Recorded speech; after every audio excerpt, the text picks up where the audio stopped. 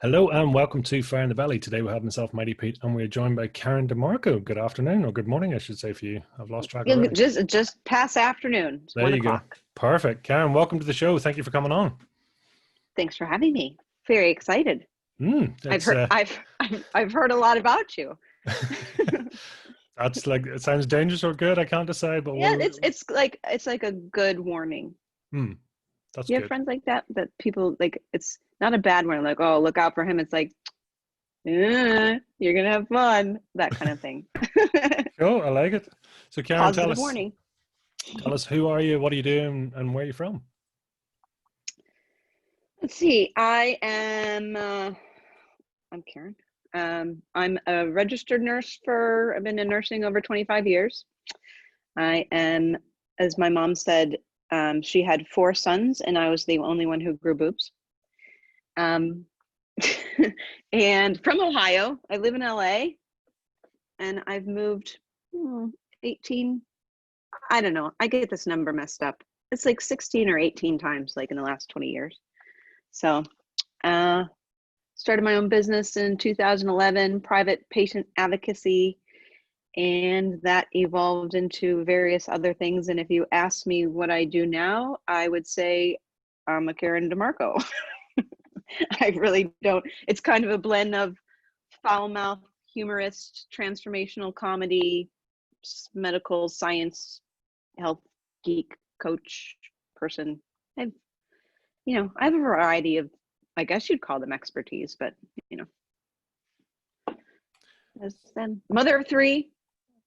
I have a little dog named Mr. Big, a tortoise named Tomato, 4 rodents that were going to be python food, but I fell in love with the food. And yeah, Damn that food. there's a jumping off point for you. So, tell me, would you be classified as being on the run then if you've moved house 16 to 18 times? No, my Frank was a serial entrepreneur, is a serial entrepreneur. Yeah, I would say. And my job is mostly virtual. Well, it has been mostly virtual for a long time. So it kind of goes anywhere. And nursing kind of goes anywhere. So, yeah. It's kind of universal talents. So give us an idea what private patient advocacy is for anyone that's unsure. So it's kind of like in this country, if you cannot afford an attorney, one will be provided for you. That's for the judicial system, a legal advocate. Unfortunately, if you have to navigate the healthcare system, which is the 3rd leading cause of death in this country, there is no advocate provided for you. So it's kind of an up and coming field where people are starting to get that, like in the judicial system, the language is so convoluted and complicated. You need somebody, people understand you need somebody to help you navigate that. Well, it's just as convoluted and complicated in the healthcare system. And rather than the risk being fine or freedom in the judicial system, in the medical system, it's injury or death. So private patient advocacy is like somebody will hire you to kind of help them navigate, help you with your, and mine evolved in my business evolved from trying to keep it. Actually, I don't even think I really ever did that. Maybe 1 or 2 of my first clients. The intention was to keep people safe within the healthcare system, but it ended up evolving quickly into helping to keep them out by finding the root cause of their illnesses instead of using conventional medicines, band-aids of, medication and surgery and covering up the problem instead of figuring out why it's there in the first place. That's quite interesting to be sort of cause-based as opposed to symptom-based. Yeah, it's really rewarding. And instead of just piling on, it's like I don't want to dish conventional medicine. It's just as necessary as alternative and, whatever. It's a very needed limb of, of medicine, but it's a very limited limb. It's an algorithm, it's if symptom A plus symptom B, here's this diagnosis, and with the diagnosis goes medication A. If medication doesn't work, A doesn't work, increase dosage. If A increased dosage doesn't work, add B. If A plus B doesn't work, maybe surgery, but it's algorithm, Hmm. symptoms, matching up symptoms and diagnosis with medications. Well, what I like to do is, why is that symptom there in the first place? And is it something that the body, got out of balance and developed the symptom? And is there something else you can do to reverse that? Because very often what the body puts in place, it can take away. What's your sort of general tool set? And I know we're sort of jumping in quite quickly, but I'm just curious to know what your path is to try and uncover that. I mean, my personal skill set with it is just wicked dog on a bone curiosity. And then that curiosity leads to answers that other people have found for the same thing. And then sometimes it's learning the answer, how to do that myself. Like, for instance, here's an example. I had a client once who was a young lady. She came to me when she was 11, or her mom came to me when she was 11. She had been on an antidepressant since she was 9, then on anti-anxiety, and now they're starting to put her on something for ADHD, and this is at 11. So 3 medications at 11, and 6 months prior, I could be, this was a couple years ago, so I might be getting the time frames wrong, but her father committed suicide. And so she was put on this new medication, and something about the combination of the medications was giving her nightmares, like night terrors, or she couldn't sleep. She was scared to death at night. And the mom was very holistic minded, wanted to, I'm not going to give her this medication. And the psychiatrist who had put this little girl on these medications said, if she's not compliant with these medications, she's going to end up like her father. Which the mom, and it didn't make any sense, which is kind of bullying somebody into, going against their maternal instincts about how to handle this. So she came to me saying, I don't care if I have to watch her every minute of her life to keep her safe. But for gosh sake, she's 11, and she had like alopecia, where you pull out, not alopecia, trichotillomania, which is when, it's kind of just like a excited toxic, when the nervous system's kind of revved up, and it kind of is like a soothing nose picking is like this, but you pull out all your hair. So she had trichotillomania, depression, anxiety, ADD, and the mom's like, but what did she do? She's 11. What did she do? So I asked the mom, well, did the psychiatrist ever ask you how many times a day your daughter poops? She's like, no, why would he ask me that? I'm like, well, because I could think like 20 things it might be. And so we went down this path of just looking under the hood, what's going on. So I did a food sensitivity test,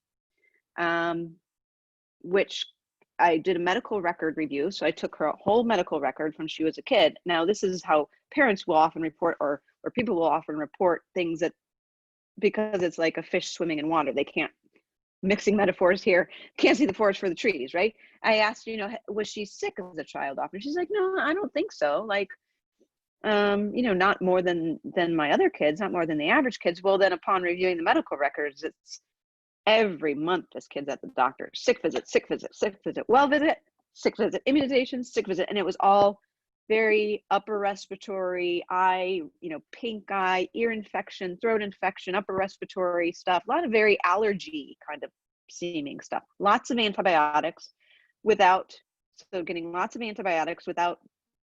getting getting cultured, these things getting cultured. So she's just been given lots of antibiotics.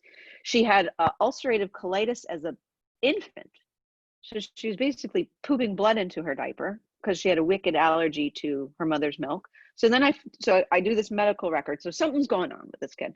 And then I did a food sensitivity test, which comes back wickedly high, extremely high for gluten, dairy, casein, and a couple other things.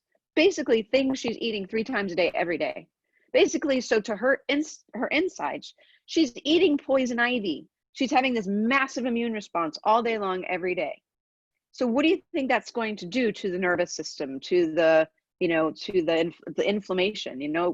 One person's depression is another person's diabetes, downstream of inflammation, all things. So anyway, I hooked the mom up with an integrative nutritionist who taught her how to shop, cook, and eat gluten-free, dairy-free, casein-free, whatever, within 60 days, she was off all of her medications. She went from a C to an A in school. Her hair was growing back. Her mom's saying, there's peace in our home. And it was, so that's a very one obvious example of, instead of just putting her on medication and a medication with side effects and interaction and everything, why don't we just figure out why she's like that in the first place? Now she's an 11-year-old. So 11-year-olds like eat pizza, you know? So there were, as she grew up, there were kind of relapses and she took dips, but you always know where to look now, you know? I mean, I suppose it begs the question, you know, how did she get that far? You know, how is the system not responding to her? Is it just any particular reason? What the system, the medical system to the Yeah, the mom, medical or what? system. I mean, is it just because does it end up that it, you know, a couple of things are tried and then, but the easier, the obvious answer is just lump another drug on to counteract the first drug, and then you need another drug to take care of the third drug. And, you know, is it the holistic approach, or what is it that's happened? Well, I think that's just the limitation of our medical model. I mean, I think most people get into medicine because they want to help people. You know, yeah, I want to make a good living, but it's, you know, if you pay off all those student loans and everything like that, it's for a lot of them. But they want to get into medicine to heal, but they're given 7 minutes to do that, you know, or 7 to 10 minutes per patient. And it's kind of just becomes this churning system, and they are not allowed to think that holistically. There's just not time. So that's why, you know, more and more people are taking it upon themselves, and doctors and medical professionals are taking it upon themselves to spit themselves out of that insurance system where they're dictated to about how long they get to spend with the patient. Now, it's a lot more expensive, and unfortunately, not everybody can afford it. You know, a lot of it is not covered by insurance, but there's a lot of people waking up to the fact that this is just madness, piling on medication. So it's available, a more holistic view, you know, functional and integrative medicine and that kind of thing. But even that is kind of fractured. You know, I've had people come to me who, you have functional medicine providers who are just using supplements like drugs. They're just using us, you know, there are no side effects. There's only effects. You just hope to get the ones you want. And people are over supplemented and over methylated. You know, the new in vogue thing, you know, is the MTHFR polymorphisms, and, you know, getting all these methylated supplements to help them methylate, and they're just doing it too much. You know, you're still messing with the body's chemistry. Tell me, going back a wee bit, what does fire in the belly mean to you?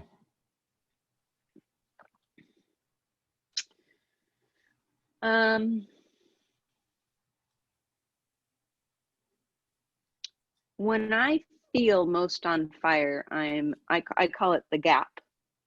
There's a gap between who we truly are and who we're taught we ought to be. And when that collapses, and I'm naked in myself, I feel like I'm on fire. I'm in flow. I can do anything. And I think we do this our whole lives. You know, the gap opens. I think the way I see it, in the gap between who we truly are and who we're trying to be, who we believe we ought to be, is suffering, is addiction. We try to soothe ourselves and fill that gap instead of just owning who we are and having the courage to throw off masks and armor we use to protect ourselves from the world. That's an awesome explanation. It resonates so heavily with me. I mean, take me back to when do you see that gap starts, or what's your perception of why it's formed? When my gaps collapsed, there's actually there's a French animated cartoon. I'll send you the link. It's called Schizine. The concept of the gap. I mean, okay, I'm telling you about the concept and the metaphor, how I got that concept, and I'll tell you about my gap collapsing moments in my life. But this French animated cartoon called Schizine, it's like 14, 15 minutes or something like that. So there's this guy, he hears a ruckus outside his window. He goes to the window, looks up, and this meteor comes and crashes outside of his window. and he gets knocked out, thrown back and knocked out, and he wakes up 91 centimeters beside himself. So his physical body is here and his soul is over here. So when he goes to open the doorknob, he's got to stand 91 centimeters away from the door to get his physical hand to open it. And he ends up, I mean, he's knocking over lamps, you know, in this first start, and he's standing outside of his apartment building while his body is in, but his soul's outside, and it's nuts. And so instead of trying to find what happened and how to get back to himself, he's literally standing beside himself. He just starts making measurements all over his apartment, like 90, how to cook, how to type, and then he goes to work, and he's sitting outside the building 91 centimeters beside his typewriter. And it's like you watch the thing and he's actually on a shrink's couch telling the shrink about what happened to him, and you know, and it's just maddening to watch this. And I was watching this and I'm like, holy shit, that's what I was doing my whole life, trying to be someone I wasn't, and it was exhausting. And I would measure myself against, like, my life was an algorithm from the moment I learned language. You know, I told you I was the fourth son and the only one who grew boobs. You know, I was a tomboy, and somewhere along the line, someone told me, why don't you dress like a girl? And I didn't really even notice I didn't dress like a girl, but oh, something must be wrong with me. You know, second grade teacher sending my mom notes home saying, Karen really should wear dresses. I don't know, maybe she was like afraid I was like a budding lesbian. She was an ex-nun, which I don't know. I think she was, but anyway, maybe that she was trying to fix me. Like there's anything wrong with that. Well, she thought there was something wrong with that, so I think there's something wrong with that. So she kept me inside of recess on the playground every Wednesday to teach me how to crochet, because she thought that would help make me more feminine. I got a plant holder and an Afghan out of it, but and just my whole life there's, you know, was told. And then, you know, some of my most painful memories, yeah, there's always like the child molester down the street and all the other stuff that the kids have to deal with. You know, it's a wonder any of us make it out alive. But for some reason, the ones that really stuck with me is when my big brothers would leave me behind. You know, I was a stupid little sister and I worshiped them, and they'd go off with it. And my mom was always working, so I was alone a lot. And I made up that, okay, I don't want to be left behind. People won't, if people don't like me, they'll leave me behind. So I have to get people to like me. And then I made up, in order to get people to like me, I have to be thin, I have to be pretty, I have to be smart, I have to be witty, I have to check all these boxes. And then I made up all the things I had to do to check all those boxes to control people's perception of me so they'd like me, so I wouldn't get left behind. And that got, like, then age of 11, you know, that's when the eating disorders started, and the signing up for all the classes that my brothers did because I didn't want to not do what they did. And if I got an A- instead of an A, oh my gosh, you know, it's just like constant effort to try to keep up with everybody's perceptions so that they'll like me, so I don't get left behind, all day long, every day. And that's just what it felt like to be Karen. I mean, it was just didn't seem like a problem. I didn't see a problem with it. It just seemed normal to me. Then you have kids, you know, then you get married, and then you have to be that kind of wife.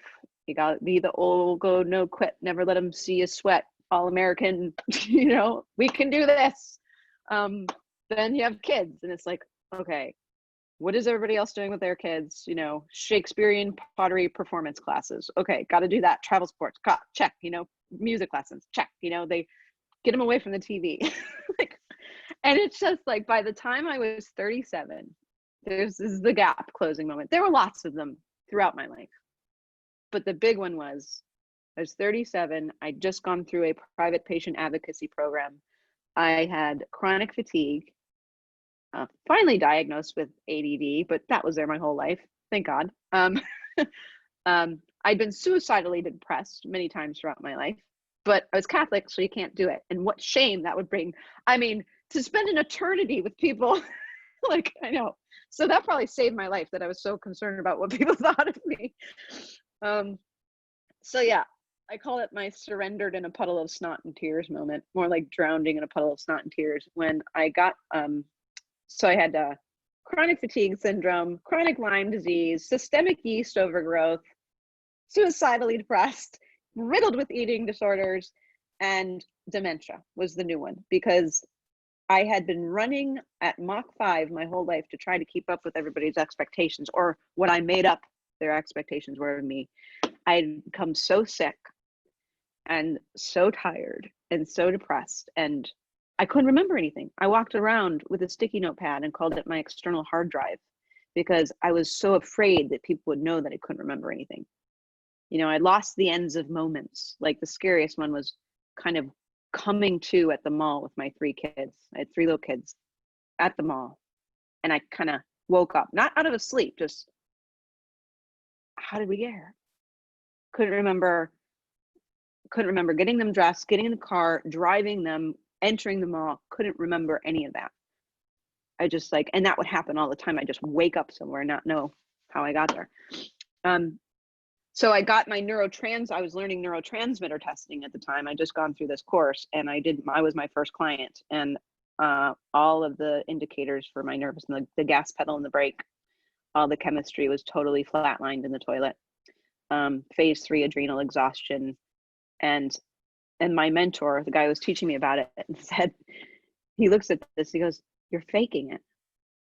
And I'm like, "What are you talking about?" He's like, "Karen, I see tests 50% better than this, and they're catatonically, suicidally depressed, chronic fatigue, can't get out of bed, you know, whatever.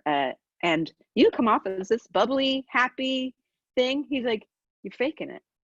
So all the white noise that's just what it felt like to be Karen, came down to this loud roar, and I saw what I'd been doing to myself. And I knew I couldn't keep doing it.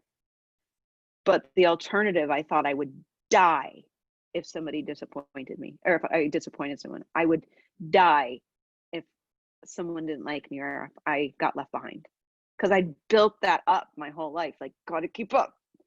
And so, yeah, all of a sudden I was like, fuck it, I can't do anymore.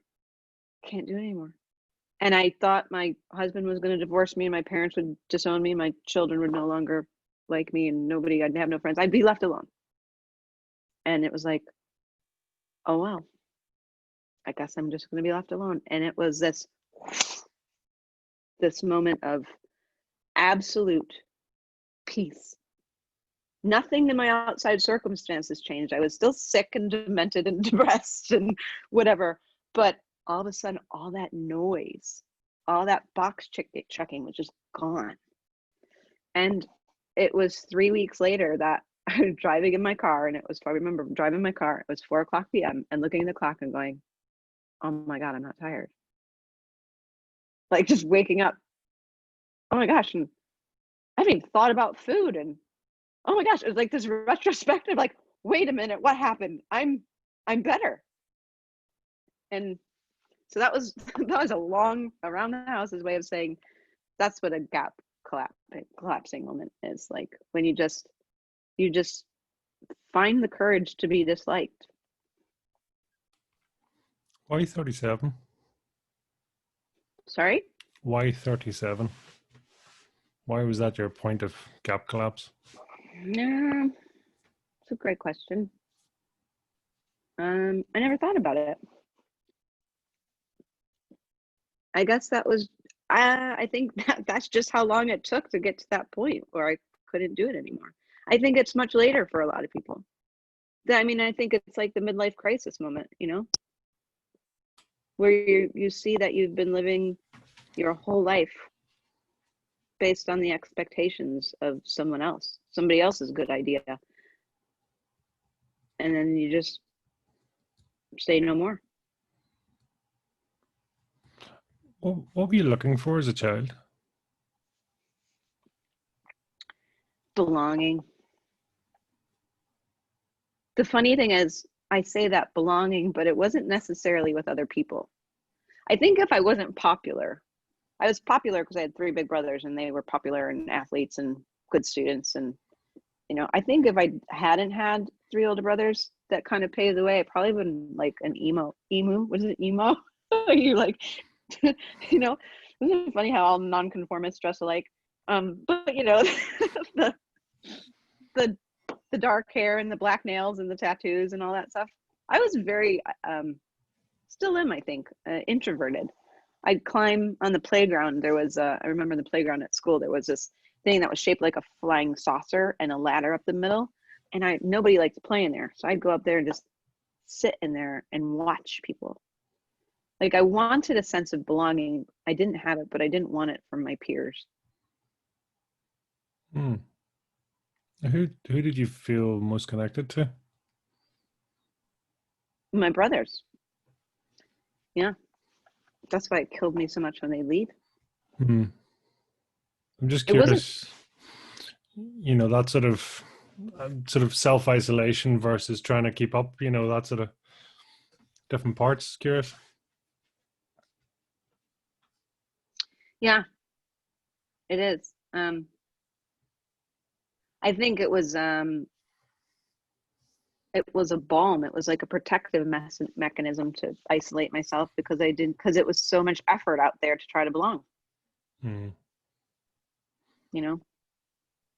I did this video. It was called, is for a group I was doing, a course I was doing called Emerging Voices. And one of the assignments was the last lecture. Like if you could leave a legacy of things you've learned, what would it be? And it was a collection of all these gap closing moments in my life. And so I told you about the big one, but the one in high school was, I grew up a tomboy, but nature has a way of injecting femininity into a little girl who wants to start to be noticed by boys, right? So, but I didn't know how to do it. I felt like I had to be someone else in order to get noticed by the boys because, that's just what my mind made up. I have to be someone else in order to get noticed. So I would monitor the other girls. So pathetic. Like I'd be standing in front of a boy and I would monitor the other girls, my peers and friends, and do what they did, So I'd see Corey knew that, flip her hair and I'd flip my hair and then I got to remember to get some of that purple lipstick and some Aquanet. Apparently, how do they get their bangs to do that? So I was like constantly trying to be someone because I didn't think that I was enough. I wouldn't belong just as myself, and there was this high school, I wasn't in high school yet, but was at a high school football game because we all go to high school football games, and it was the same thing was going on. And there's my subject and I'm doing the hair flip and whatever, and he walks away probably because it's so nauseated at my inauthenticity. I mean, like people can smell it off you, when you've got a wide gap, it's smelly in there.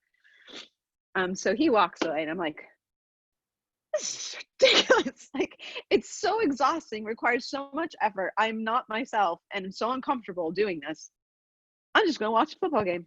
Like actually, that's who I am. That's the fire in my belly likes football. I'm just gonna go over there by myself and watch this football game. I'll figure this out someday.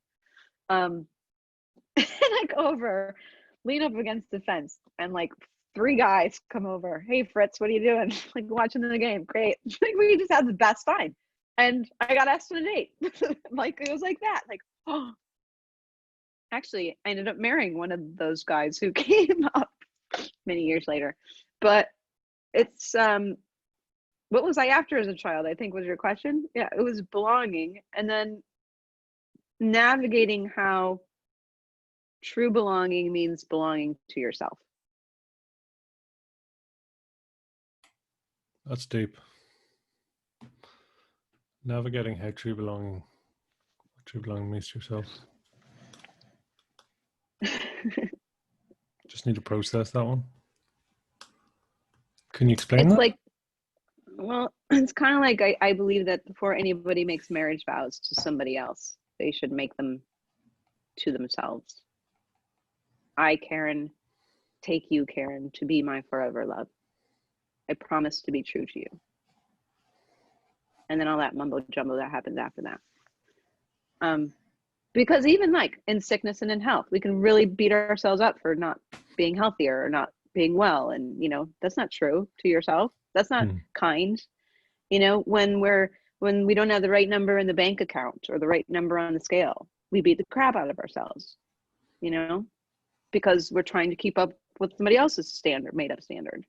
So we're not true to ourselves, and we're expected to be honest and true and devoted to someone else when we can't even give that to ourselves. Mm. So to me, that's the belonging. You have to belong to yourself first. You have to be your own forever love. And it's not easy, you know? There's that cliche thing, oh, just love yourself. Most people, I'm still learning how to do that, you know?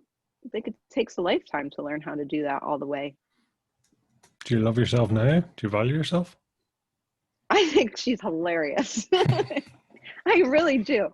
I really do like myself, and I often love myself. And when I don't, this is the thing that's kind of flipped for me in my life. When I don't love myself, it hurts so bad, and I know where that pain is coming from. And the magnetic attraction of my true self brings the false self home, where the false self used to try to drag the true self along, and now it's like, now this is speaking in imagery, but here's an example, like a little example. Like when I was having sushi with two of my girls. This is a couple months back, and we're at this restaurant, and it's really busy. This is before COVID, and they're still packing in sushi places.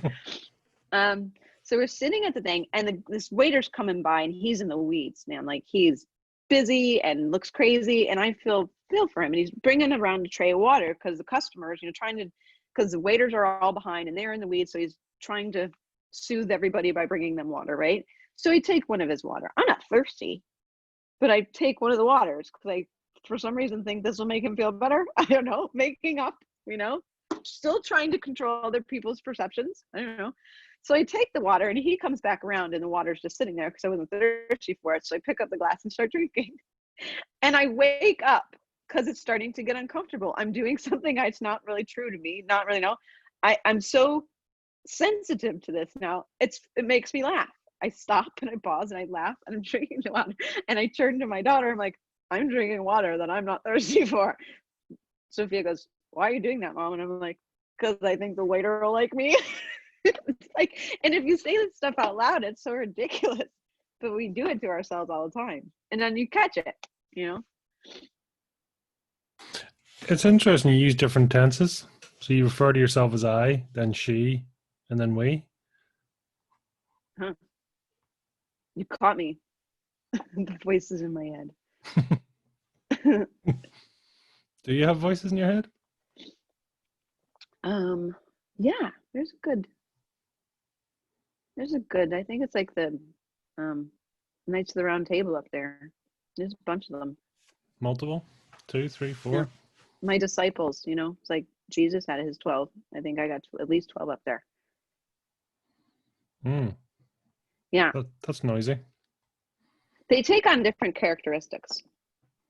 I used to write. I used to think when I was a kid, I just wish I had someone like me to talk to. You know, not somebody that has all the answers or is perfect or whatever, just somebody who could relate to me, like me. So I developed this technique. Actually, it was the first time I did this was after that puddle of snot and tears moment. In 2011, I was walking and I stopped. I was just sobbing. And I stopped and I wrote myself a text. I wrote a text. Something like, where are you? I can't find you. And then something wrote back. It wasn't the thing asking the question. It was like the answer came from something inside, and I wrote it down. And then I asked another question. I said, like, I was really afraid to go forward in this new kind of, I can't do this anymore kind of life, you know, like people not liking me. And it's saying, where's God? I can't remember, something like that. And you have to trust. And I said, you go first. Something like that. But there was definitely an exchange.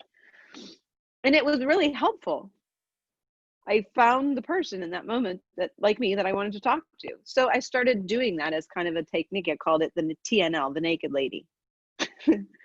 And I'd write down a question and it would answer. And then I write a question and it would answer. And sometimes it took on different forms. There was this one characteristic felt like my old black aunt, like an adopted aunt, a big black woman, cozy. She called me Sugar. Oh, Sugar, you're trying so hard, you know? And then there was another one that was like me, but kind of like Rizzo from Greece, you know? It was just like a tough kind of thing. And then there was this little kid who was just really sweet and wise. But those were some examples of the voices in my head that I would, kind of my own coaches. And they say the most amazing things. And they were always very true. And they didn't really come from, well, they didn't come from me, because they would say things, or I would write things that was tapping into something that wasn't my simple human mind that couldn't figure things out. Have you been here before, do you think? That's a tricky question. I think so, but I could never know. I'm told I'm a Palladian. I was some kind of, I've been Lemurian before, but I've done all that past life stuff, or had a couple, readings or whatever. But I can't know that that's true. I mean, unless a spaceship lands outside of my cul-de-sac and says, they come to the door and say, or maybe they kidnap me and probe me or something. This has been so boring. At least that would be something. But unless they land in my cul-de-sac and knock on my door or appear and say, we've come to take you home. Thanks, you've done a good job. Like, how can I ever know that that's true? So when you ask me, do I think it's very plausible. I think it's really cool to think it is. So I like to think that we, like God, like we're just in a video game, and the whole point of the video game is for the character in the video game to know that it's the one playing, and it keeps dying. So it's like God keeps hitting reset and putting you in different costumes and different meat suits, and okay, maybe they'll figure it out this time. Yeah. I love that expression. I think Andrew used it there last time. It was the first time I'd heard it. Is the soul in the meat suit. It's such a cool. Yeah, I mean it's different. I mean everyone is different. Whether you sort of don't know, some people think they've been here before, some people don't know. But I'm just curious about all the sort of different voices, different characters, things like that. And yeah, just sort of the different parts that people play. It's always interesting. So tell me, I mean, that's. The eating disorder, how was that serving you at the time, and really what level did it get to for you?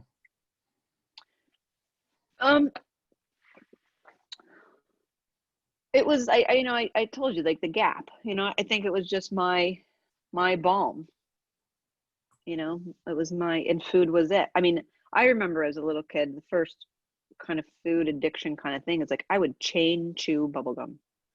Like I would go through packs and packs of bubblegum, just chain chew it. Why? My thing. And I was a gymnast, so I was able to burn, like keep up with it. But I was kind of built, I mean, I'm 5'1", and I've always been pretty athletic. And I was, like I said, I was a gymnast and an athlete, and I was built like a brick shithouse, like just square, like just all big ball of muscle. But I remember I was 11 years old and sitting at the table with my mom and my youngest brother, Matt, and the meal was baked chicken, buttered noodles, and salad. I remember the meal, and I remember reaching for a second piece of chicken, and this knowing looking up and this glance between my mom and my brother. And my mom said, Karen, honey, you're going into junior high. You might want to do you think you maybe want to drop a couple pounds? And my brother goes, yeah, Karen, what do you weigh? Like 110? Now, I really weighed 125 pounds. But like I said, I was just a ball of muscle. So the fact that I wasn't passing for 110, or like I was 120. The fact that he thought I weighed that much, even though I was like 15 pounds heavier, was like, but I took the chicken and ate it anyway.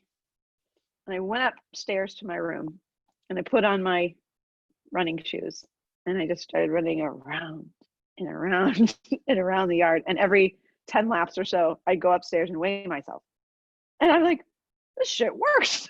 Like, and then so that quickly became that became like an exercise addiction. And then not eating, like eating weird, it's kind of more, I would say, anorexia, bulimia at first, and then eating strange things or nothing at all, and exercising all the time.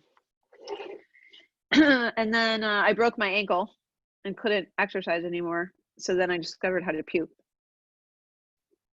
But it seemed like a very good idea at the time, because I didn't know how to close that gap. And there was always this pain there, this need to soothe something. I didn't understand what it was. And also a need to be thin so people liked me so I wouldn't get left behind. So, yeah. Really good idea at the time. And every book, every therapist, my eating disorder went away in a day. And I had been through so many therapists and read so many books, and I achieved a measure of white knuckle control. Like, can't get too heavy because then people won't like me and I'll get left behind. Can't get too light because that almost killed you a couple times, and that'd be really shameful to die of an eating disorder. So just keep it in the fairway, and it was just like all this focus on diet and exercise, and the answer was never there. And that's what most eating disorder therapy is. It's all looking at the problem and the behavior and the eating, whatever, and the answer is upstream, way upstream. You had a lot to go through. What do you mean? Well, your own talks, discussions, perceptions, a lot of processing power going on there. Yeah. And it could be awful. I could be totally full of shit. I mean, those are the answers I come up with. Those are the answers that make sense to me right now. But maybe there is no gap. Maybe I'm totally, that's just, how it looks to me right now. Yeah, makes sense.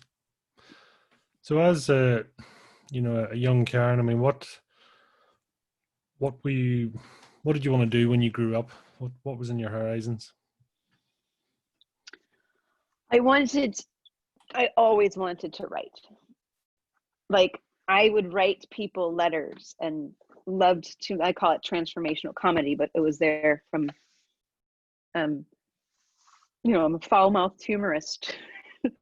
But I'd love to write letters, and just funny letters of, talk about like detailed descriptions about things, and people loved to get my letters. I mean, I had requests for letters from a young age. And then kept lots of journals, lots of poetry, lots of, stories, kind of that growing up. And then I got into university early, meaning in winter, like I knew in winter. Most people don't find out until later. And I was walking down the beach with my mom and her twin sister, who are nurses.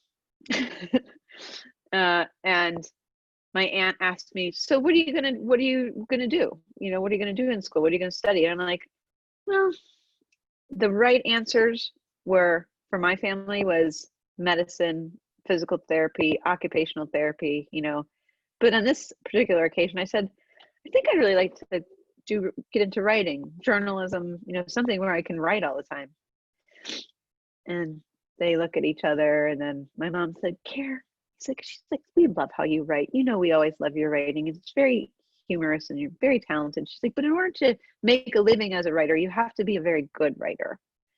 Why don't you become a nurse? We're nurses and we love it. It's great, great career to have when you want to have a family. And I'm like, okay, I guess I'm not going to do writing. And do I want to be a nurse? And do I want to have a family? I guess that'll make them happy. That seemed like a good idea at the time. So yeah. So I kept up writing, but went into nursing instead. Who was the letters? Were they from you or from different people or characters or? No, for me, the various voices in my head. But sometimes they were deep and meaningful, and sometimes they were just funny, funny observations about life. I mean, life is funny. Like life gives you a lot of material. Like if I'm paying attention during the day, I could write comedy. Like if you just pay attention to stuff. Do you make yourself laugh? That's when I know that it didn't come from me. Like, I'll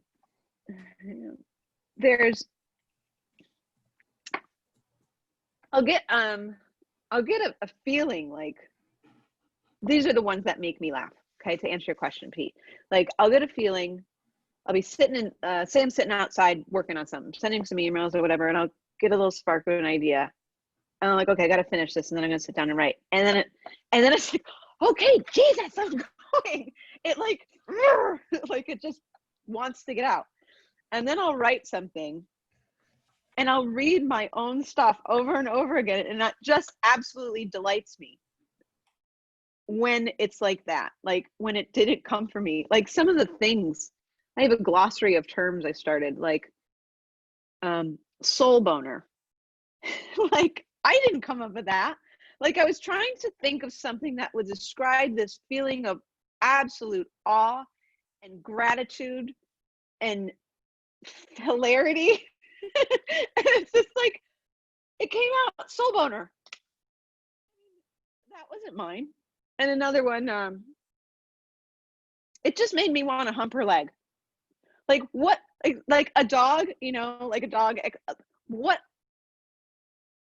could be a bigger expression of joy as a metaphor than seeing a dog hump something? I mean, it's just, but those are the things that surprise and delight me, that come through me, but they're not mine, That's awesome. Just like flashes of inspiration for you. Yeah.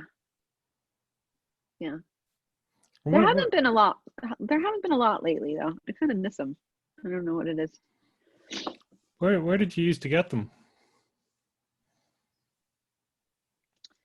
The flashes of inspiration, or like the sitting and observing something about life that made me feel just absolute joy and laughter at how hilarious it is, or a lot of time observing myself in my meat suit as a human being from some other, maybe it's my true self observing the meat suit self. What I mean by that is like, for example, I have a blog where I post all these things, and they're mostly me making fun of myself, but just kind of making observations. Like I was standing on a ladder at 3:00 in the morning after having had half a bottle of wine, decorating my sleeping child's room on the eve of her birthday. It's the birthday fairy. The birthday fairy comes for all three of my children every night before they wake up. I wait until they're asleep, and I shave years off my life up on that ladder with crepe paper, that noisy. I've learned to use ribbon. It's not as noisy instead, but I used to use crepe paper and like holding my breath on top of the ladder, taping crepe paper to the ceiling and balloons and all this stuff, and sweating and just shaving years off my life. Panic. And that's why I self-medicate before, to just to kind of calm the nerves. And so I wrote about, well, why does she do that? Like there's me referring to myself in the third person again. Why does she do that? Why does she put herself through that 3 times a year? Because she just loves it. She just loves the adrenaline and the joy on her kid's face in the morning. And now they're older, but she still does it. Yeah. The pleaser gene is strong with you? I think the pleaser gene has a dark and a light side. I think it is more taking joy in other people's delight rather than people pleasing, saying yes when you mean no, saying no when you really want to, you know. I think that's hardwired into our genes. I mean, well, I know it. I mean, I think the pleasing onk, so you don't get kicked out of the tribe thing, is hardwired into us for our human survival. But because there's no tribe, at least not in, you know, where I live, but there's no tribe to get kicked out of, and there is no onk, but that need to please and fit in is still there. You definitely get a dopamine hit when you do something that, well, I do. I get a massive hit when I do something that makes somebody happy or surprises and delights somebody. What surprises and delights you?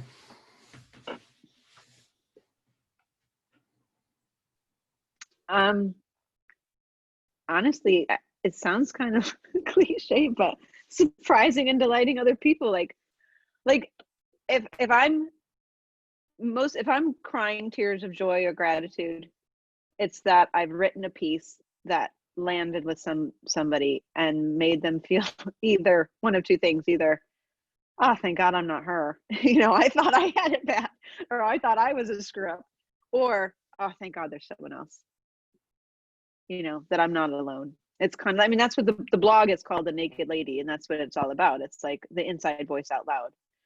You know, y'all think we're fooling each other, but we're all just really flawed, scared.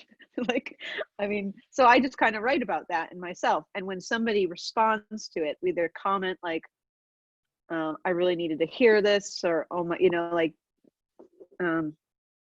this saved my life today, you know, or things like that. I'm so surprised and delighted that's how God chooses to speak through me for somebody else. It's interesting. Do you bring God into it? Are you religious or spiritual, or what way? Yeah, all of that. It's definitely, you know, changed a lot. I was raised Catholic,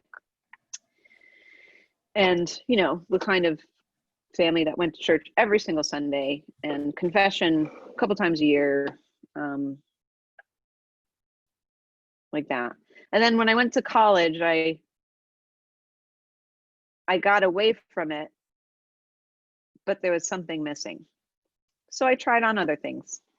You know, I went to a temple. I studied, what are these Hindus all about? And, you know, Buddhists, the Zen, you know, most people when they go to college, it's like, I'm Zen, I'm this and that, you know, maybe I'm Jewish, I don't know. And then I ended up reading the Catechism of the Catholic Church and really falling in love with my own religion that I was raised with for the first time.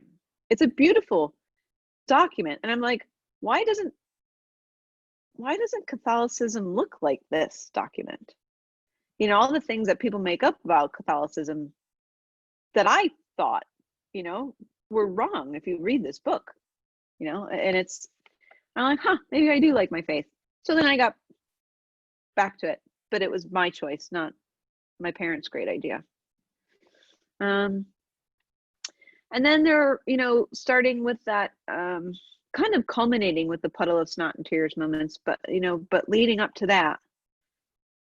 So it was 2011 that happened. In 2010, I think I went through that program, University of Arizona, Karen Merce Road, private patient advocacy, where I thought I was going to learn all about the legal and business ins and outs of being a private patient advocate, but that was like 10% of it. Most of it was all about functional medicine and systems biology and epigenetics and nutrigenomics and all these fancy terms that point to root cause of illness. And it was a residential program for, I think, 8 days. So I go into this program, and at this point in my life, I would have looked at a shaman and gone, oh, that cute little Mayan man. It's too bad he's not going to heaven. You know, like that's how prejudiced my thinking was, you know. And I'm speaking, I'm kind of being hyperbolic, but I really was not into anything woo woo. Like that's all made up, and you know, this is the right way. So every evening she would have an alternative thing for us to experience. A drum circle was the first night. Drum circle. All right, I'll play along, you know? And I was moved. Man, I was moved. I wasn't even the one beating the drum after a while. I'm like, what's happening? Like, you know, and I don't know if you've ever been to one, but they're pretty freaking cool. So that surprised me, that I enjoyed that was really powerful, and I wasn't making it up, because I thought all those people were just making it up. And then there was energy medicine night. Some guy stood above me and did all this stuff, and I'm lying supine on my stomach while he's doing all this stuff above me. And I only know he was doing that because I watched the people before me, and that's what he was doing. It was like, looked like he was sewing the air, untangling spaghetti or something like that. And again, another experience where I went somewhere. Like I started having visions. I was awake.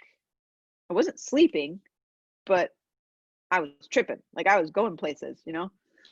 And that one I kind of like, I'm making that up. It must have been a psychosomatic or something like that. The drum circle, okay, now that one I definitely was cool. This one, I don't know. I was so cynical about it all.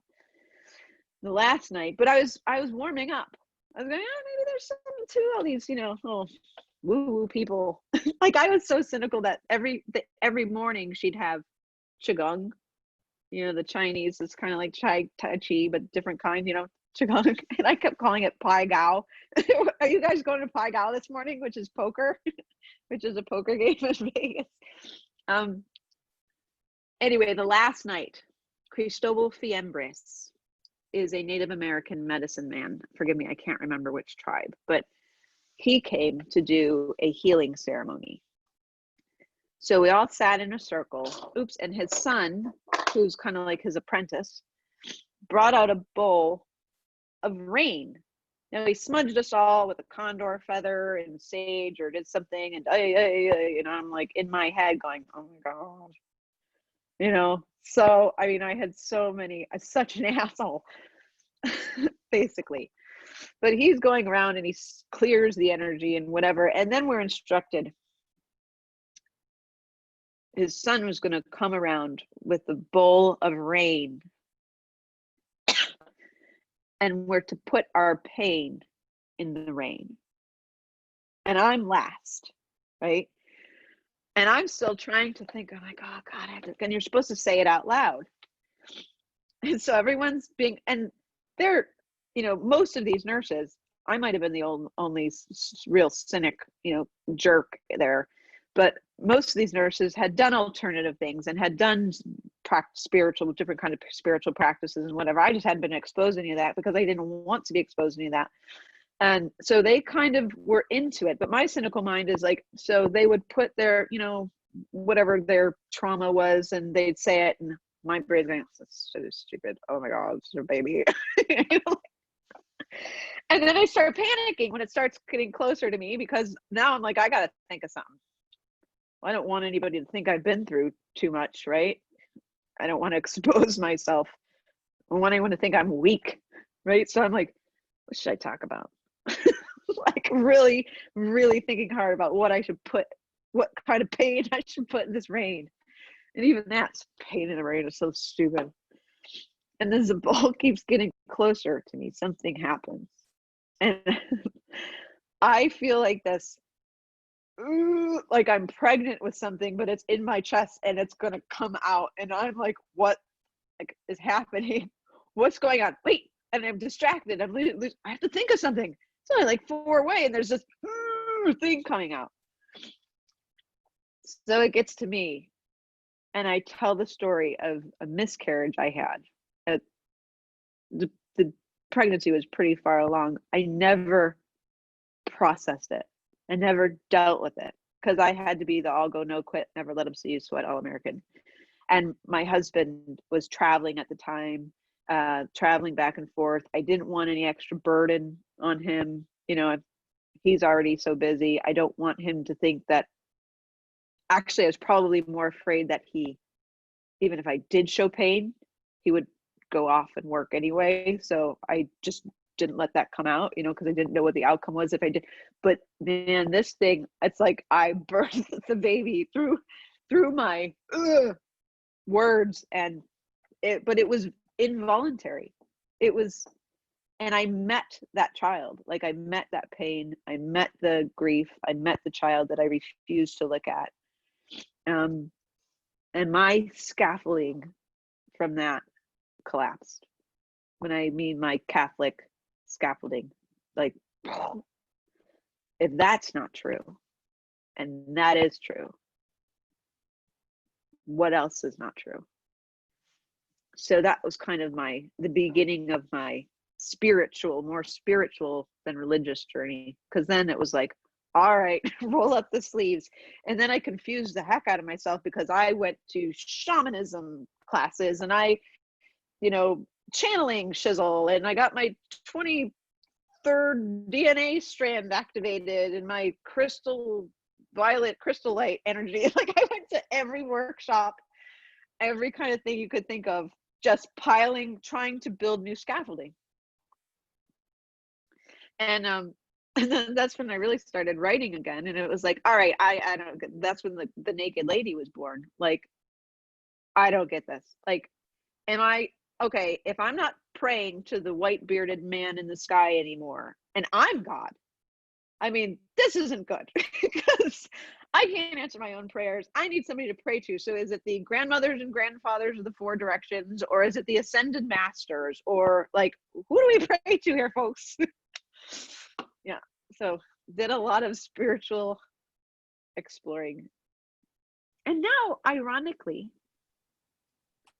there's more scaffolding and structure coming back, but an upstream version of it. Like Richard Rohr. I don't know if you've ever heard of him. He's an author. He wrote some beautiful books. Breathing Underwater. I can't remember the titles. Diamond, something about Immortal Diamond. But he's a Franciscan priest, and he's speaking my language, you know? So it's interesting how it's kind of come full circle again. What's your go-to for quiet time? Meditation. I do sometimes complete silence. There's a 40-minute music thing that I do. Wayne Dyer, there's these, I can't remember the artist, but he found the tone equivalent of I am. It's on YouTube, Wayne Dyer's I Am Meditation, but that's like a nice 40-minute break if I want some background music. I like Joe Dispenza's guided meditations, and there's nothing like walking my dog. Mr. Big, can you explain? Big, yeah. It's kind of like a walking meditation. Like those walking big and having my eyes open while I'm kind of in a meditative state gives me that stomach droppy feeling when you kind of drop into right here and now, as if you were just planted here. I don't know if you've ever experienced this. I get it often when I'm walking my dog, that I'm like, oh my God, I'm here. Like, what is this? And you kind of wake up for just a minute. And if I try to make it last, it goes away. And then I get caught up in the river of thought and past and future again. But those present moment, it's like being on a roller coaster, going downhill really fast feeling. Do you get silence? You get what's going on in the head at that time? Nothing. Just observation of right here, right now. how did I get here? What is this place? It's like you're waking up in the video game. I don't know. It's I've tried so many times to explain it. And I think, I don't know, do you know what I'm talking about? Hmm. I do. I mean, to get that moment of silence. I mean, I call it like flow state, where you just are, Mm-hmm.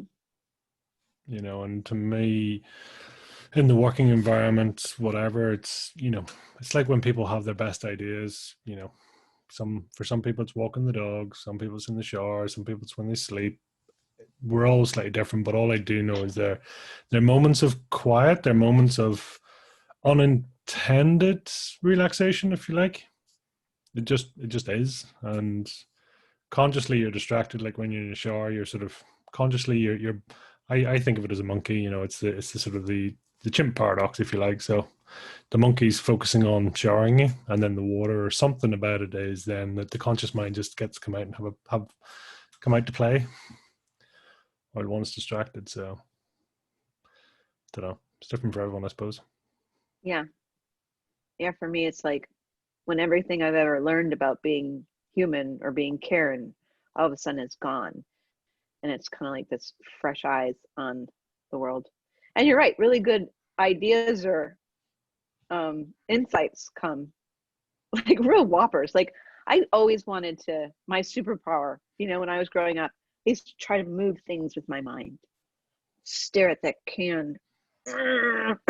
Like that was, and I moved things with my mind and dreams, and like I always had this obsession with telekinesis. Oh, that's what that is, telekinesis. Oh, so then I started reading about that and study with that. I'm gonna do it too before I die. I'm gonna move something. But then I'm walking Mr. Big. What is that? Oh my gosh. Who's the author? Magic of Psychic Power. Dean Radin, Real Magic. Have you heard of that one? That's a No. good one too. Dean Radin, Real Magic. But I'm walking Mr. Big, and I wasn't even thinking about that actually. And all of a sudden I realized, oh my gosh, we're all moving things with our mind all the time. Like when I'm walking, I'm I'm moving this with my mind. And the only reason we can move our legs and our arms and our bodies, we're moving things with our mind. The only reason we can't move other stuff is because we have our firm belief that we're not it. Mm. I'm fascinated by that. I mean, the whole mantra of you take some of this, you take the physical world. I mean, the world's spinning at X 100,000 miles an hour, whatever it is, and yet we don't feel it. And then they talk about the studies that we are taking in like 11 million pieces of information a minute, I think it is, but yet we can only process consciously 40 or 50, 40, 50, whatever. I mean, so you kind of going, okay, what's the difference between the conscious mind and the subconscious mind? And you kind of going, yeah, it's like Yeah. 0.000, and then compared to a lot. Let's just say I'm not going to start stating facts and actual statistics, and then people wonder why, alternative medicines, different ideas, the power of the mind, everything else, and they're kind of going, yeah, is it really? You're like going, okay. How about another good book I just read, fascinating, called The Physics of God. The author takes the testaments and teachings of mystics, saints, sages, and near-death experiencers, and compares it to quantum physicists, David Bohm, and what Einstein said, and what everybody's, whatever about non-local, and there's to illustrate one of his points, he talks about people with multiple personality disorder. That's fascinating, like how fluid our genetic expression is, upregulated and downregulated. And we think, well, we can change our genes if we follow this diet or do meditation for 30 days or whatever. There's studies that have shown that people upregulate health protective genes and downregulate health destructive genes, and they're like switches and you can affect them. Well, people with multiple personality disorder, it's like that. Like, he talks about this one woman who had like 7 different ones. I'm combining, okay? I'm combining a bunch of the stories, but like one person who had a wicked allergy to poison ivy, and the other personality didn't. So the rash would come and go. One of her personalities was a heroin addict. So track marks would appear on the arm. And when she went into another personality, the track marks would disappear. She wasn't really injecting heroin. She was just believing that she did. One of the personalities, they had an obstetrician, or not obstetrician, ophthalmologist, a person who measures eyes, come in, and when the personality would switch, the one would have 20/20 vision, one would have an astigmatism, one would be nearsighted, one would be farsighted. One of them had green eyes, and one of them had brown eyes. And the iris color would switch. Physics of God. But so if a belief can make one personality anaphylactic to bee stings and another personality is totally fine with it, then to me that means that belief is the most important thing. It's just how to harness it, like that really powerful subconscious mind, the iceberg. Not, our conscious mind's like the rock on the iceberg. The conscious is the whole thing, or subconscious. What do you believe? Mad world. What do you believe?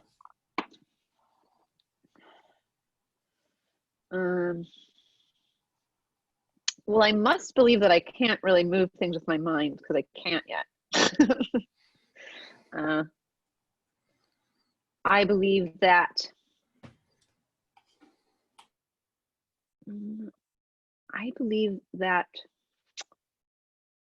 I don't know. I believe that all problems, like Adlerian psychology, Adlerian, yeah, Adler. He believes that all problems are interpersonal problems. Every human conflict, every interpersonal conflict within ourselves and with one another is interpersonal. Like, if there were no people in the world, this is kind of like a boring answer to what you're asking, but it's true. But I see this as very true. If there were no other people in the world, would anybody feel like they're fat? If there were no more people in the world, would anybody think that their health is a problem? If there were no people, would you care about your success? Now, you do that thought experiment, and a lot of people, because I've done that with people before, they're like, oh, but that'd be so sad, I'd be so lonely. My family's like, yeah, I get that. This is just to compare, to see where our problems come from, where it's all us mirroring and transferring, from other people. There would be no problem. I mean, like animals in nature, for example, they get sick. I mean, if you were the only human on earth and you got sick, or you got a bang or a biff or something like that, you'd still experience pain or temporary poor health or something, but you wouldn't suffer. You wouldn't be like, oh, I wish I could go faster, I'm so mad that I'm sick. Why? I mean, who's around? Who cares? So that I see as true. It's not a belief, it's something very true. And that is very much why closing the gap is caused. That whole gap that gives us so much trouble and so much pain, and keeps the fire out of our belly, and keeps us out of the flow state, and makes us sick. I have a whole program I do of gap closing. People who with chronic fatigue and fibromyalgia and chronic Lyme disease and all this stuff like that, because they're keeping this gap open so much. And when they find how to collapse it, they get better. This creates so much inflammation in our body, holding that gap open, trying to be someone we're not. I believe that. Actually, I don't believe that. I know that. How do you close the gap?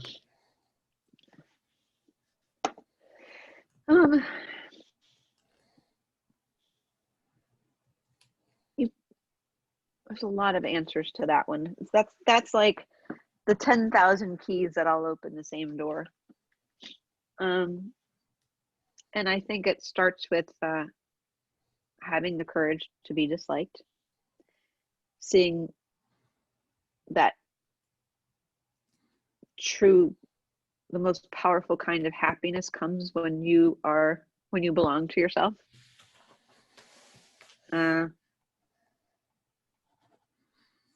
And just kind of, just finding little things in your life to kind of practice that and see there's nothing really to be afraid of. People in your life feel like we do so much to not be disliked, and then life, I found, responds so quickly when you are yourself. You say who you are, you show up as you are, and somebody doesn't like that and they peel off. And then really quickly somebody rushes in that is just perfect. I found this in business, not in relationships, but in business. Like, when I first started my business, creating that client avatar and trying to think, what do people want? What do people need? And how should I act? And then being someone you're not in order to attract a certain kind of clientele. Well, then you have to continue being something that's so hard, requires so much effort. Now, fast forward, that's what I used to do. And it was like, I would get clients and it would be so much effort because I wasn't being myself. And now I am a foul-mouthed humorous nurse, whatever I am. People who come to me know I am also riddled with ADHD. I might show up late, totally forget an appointment. Like I call it squirreling. Like my mind goes bing bong. If you ever see me, like when I'm teaching in front of a group or whatever, it feels like drinking from a fire hose. Like sometimes I got all this information coming in, I'm trying to tie it together, and it's like I actually would do this. I'll be like, hang on. Like while I'm trying to be professional, I just stopped. But the fun thing is, the people who come sign up for my courses or whatever I do, they love that about me, and then my work is effortless because I could just turn up and be myself, and it attracts the exact right kind of person who will benefit from me being myself, who also is tired of trying to be perfect and trying to be someone else. So how do you close the gap? You just have to see that there is one. And then you gently ask yourself, why am I doing that? And sometimes it doesn't have to happen right away. Sometimes you hear yourself saying something to somebody else that's not true. That's that's coming from the gap. I want this person to think a certain way of me. So I'm not going to say what's true, or I'm not going to be totally forthcoming, but I'm watching it now. I'm listening to myself kind of lie by omission, or say something, and I'm just going, and then after the exchange I could either stop myself and go, like I often do, and go, sorry, I just totally lied to you. Sorry, I wanted you to like me.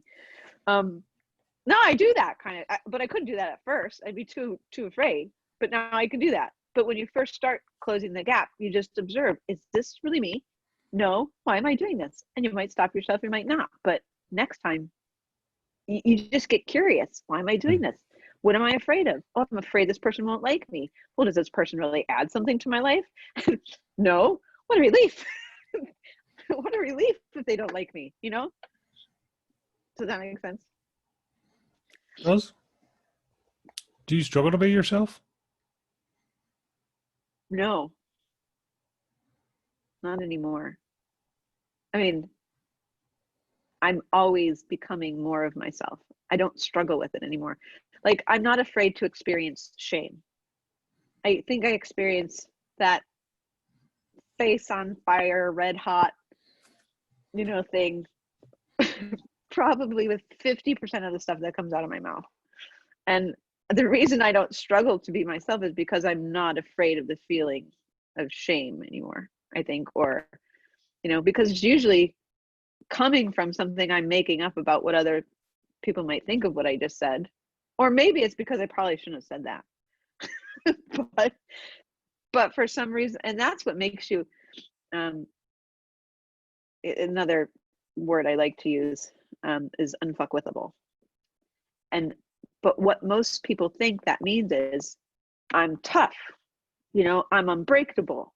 Well, no, what it means is you're the tree that bends in the wind. You're the being un-F-withable. We'll say it that one time. But being un-F-withable is actually being able to experience any emotion and not be afraid of that experience, I think.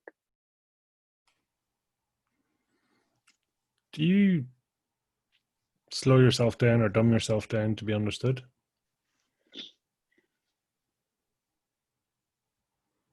Do I? No, I don't think so. Maybe. I don't know. Now I'll have to watch myself. Why do you ask? What's your IQ? I don't remember. You're clearly very well read. Clearly. And you have some I know I don't remember the number, but I know it's high. Doesn't surprise me. I do feel like I sometimes overdo my shame.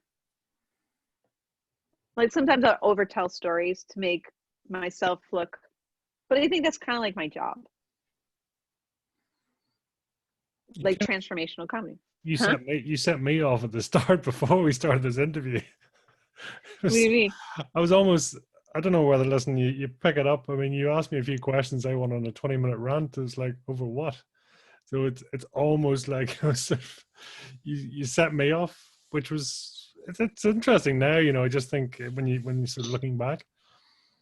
But no, I'm just curious to know whether it is that, almost go on, let's not totally let rip here, because you talked about that flowing through that fire hydrant, that excess of stuff just coming.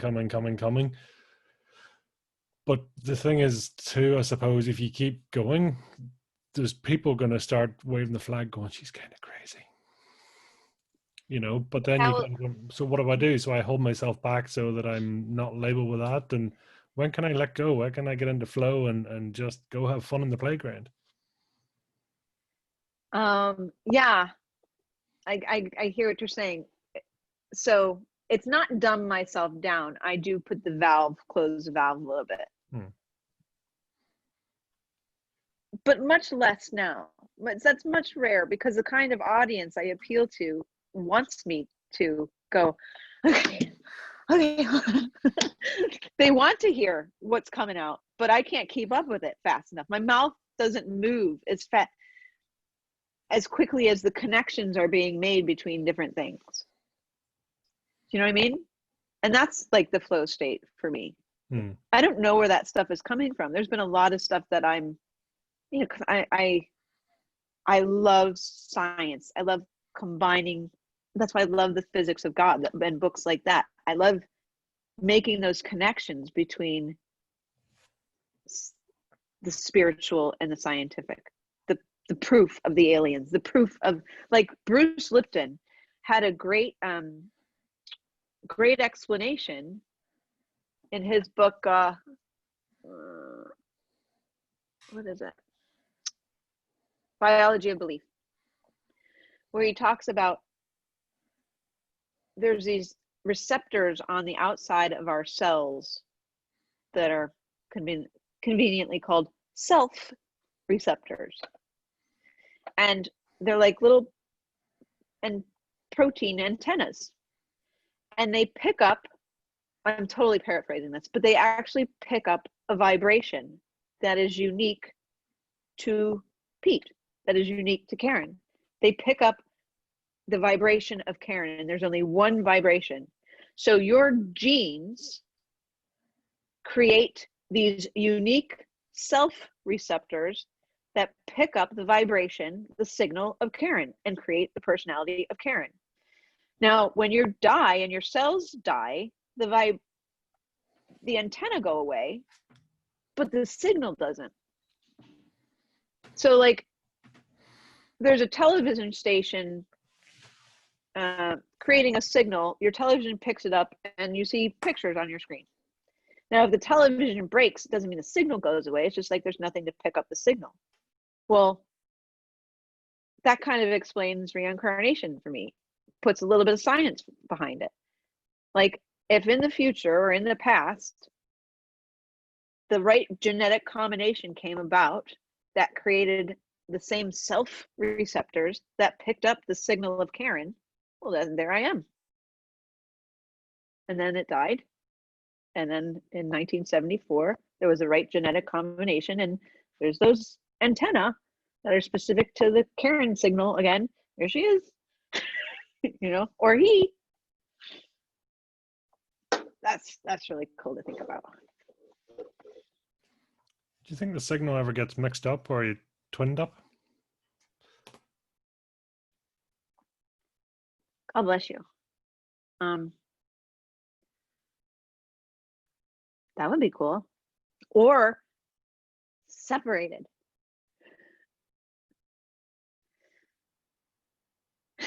Like, what if there's like, I don't know, like what if there's two genetic combinations that are kind of really similar and like there's two in existence at the same time that both are picking up Pete's signal.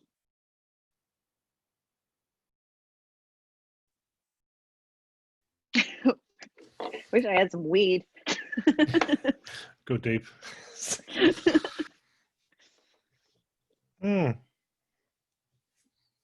curious. Yeah. What's a guilty pleasure? Books, audiobooks, time, podcasts. I'm kind of like, it's replaced my food addiction. I think I'm constantly, I like just to learn stuff.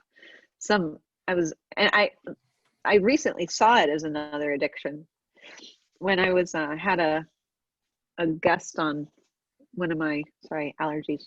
I had a guest on one of my programs, and I was excitedly talking about something about science and combining, you know, the physics of God and something related to that. And he's just like, I don't think about any of that. I don't think it's wrong. I just, you know, the sky is blue and just gonna want to think about the sky. He was just so grounded. I suddenly got so insecure because I'm like, my mind is so busy all the time. And here's this like bloke that's just like so chill and so grounded. And I'm like, oh, maybe I don't want to be so scientific, you know. I was like starting to compare myself, but that's what makes me love me, is because I'm perfectly fine going, oh man, I'm feeling so insecure now. I feel like I should just go watch the sky and stop thinking about all this science stuff. Maybe I should be more like you. You know? That's my guilty pleasure, my guilty addiction though, I think. Addiction's a word you've used quite a bit. Yeah. Yeah, I think anything that takes you away from you know.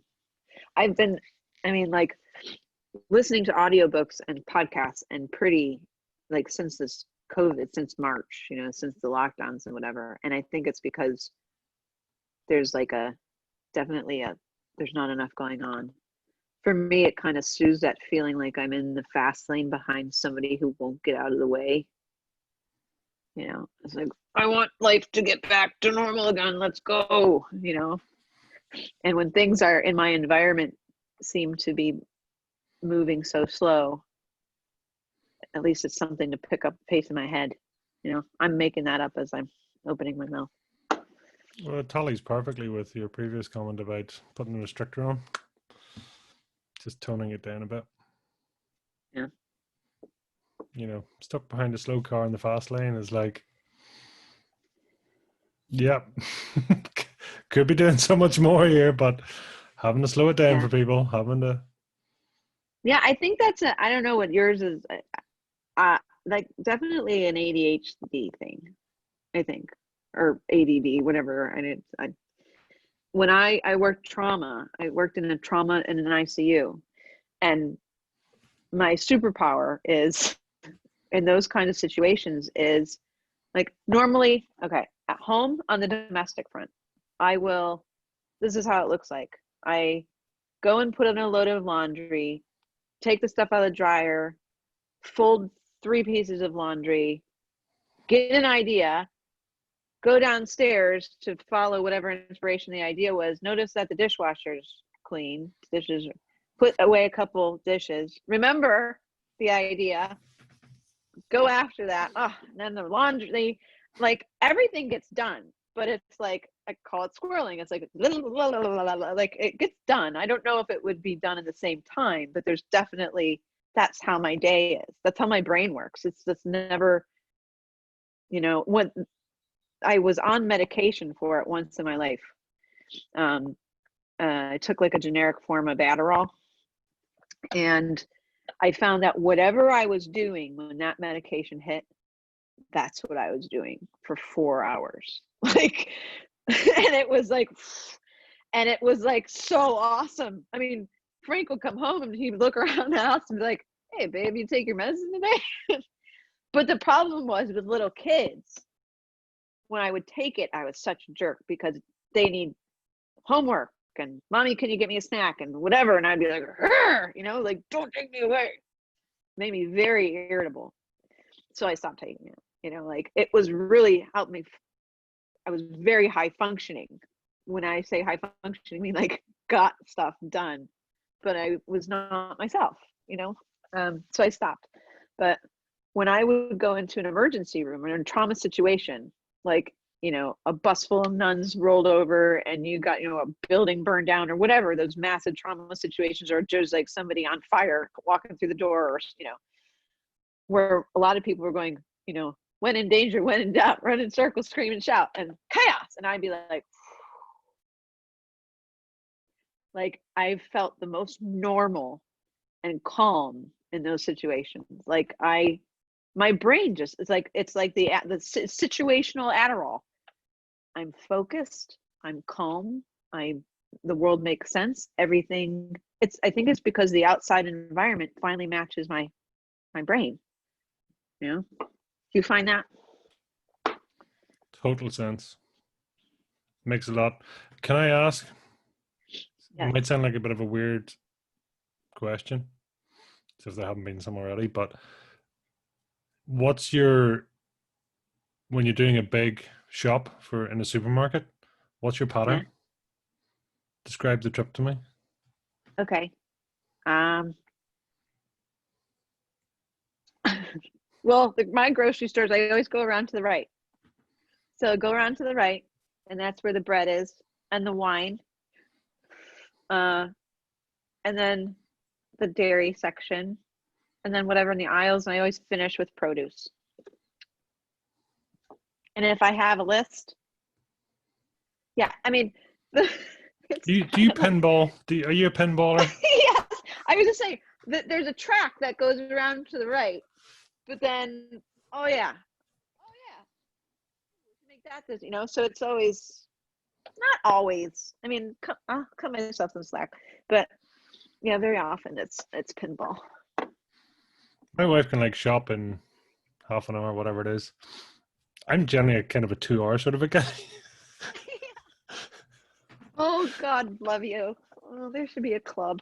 It's like I'm pinballing up the hours, especially with COVID now and there's hours in the floor. It's like, yeah, that doesn't count for me, because seriously, I'm going to be here all day if that's the case. I've got to go back and stuff. Give me a list, and if it's not in order, I go by the list. I follow the list. I go pick up one thing. Same thing, because otherwise I get distracted and going, right, go find the cheese. And of course, halfway to the cheese, you see the book aisle, and it's like, ooh, one of their new books, even though I don't really. And then you bounce up somewhere else and go, what the hell was I looking for? Oh, there's the yogurts. Oh, okay, cool. Yeah, now where's the cereals? It's like, hold on, what about the cheese? Go back to the cheese. Yeah. I'd love to do like a sort of a space analysis or whatever they do when people are bouncing around. You Do you know of Jordan Peterson? Have you heard of Yes. him? So have you ever taken his test? No, never have actually. I didn't know he had one. If you go on his website, Jordan, is it One, he's okay if got I, like it's, the best voice in the world. It's like oh yeah. just hypnotic Yeah, in that's, his voice alone. I've this understand myself. It's understand myself. It's a combination of a bunch of different things. Personality suite. Yeah, I listen to. He's got a YouTube, the psychological interpretation of the Bible. It's like a 12-part series, and each lecture he does is like 2 or 3 hours long. It's freaking fantastic. Like, I'm such a geek though, but I'm like riveted with every word. It's but anyway, he has his personality test. I find very comprehensive and interesting. But it made me laugh about myself because he on there's a one characteristic, openness, and I am like off the charts. Like, well, it's like out of 100, I'm like 99 openness. And then there's another one that's almost 0, which is not whatever the one is for rule following. I can't remember what the interpretation is, but it's like almost 0. So I have these two extremes of openness, and it's not congeniality, or I can't, it's just something that begins with a C, but it makes so much sense the way I've kind of fold laundry and do dishes and domestic duties to business. You know, I have somebody helping me, you know, organize my marketing, and he even lays like spoon feeding, you know, like send out an email, do 2 days later, do this, whatever. And I'm like, I look at that organizations one too. Nope. And it's like, it's hell. Like being in a box. I find it hellish. I'd rather be poor than in a box.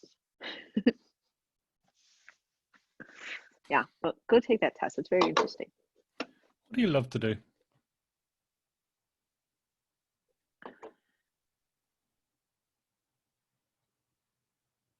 I love to read and listen and learn and absorb and write.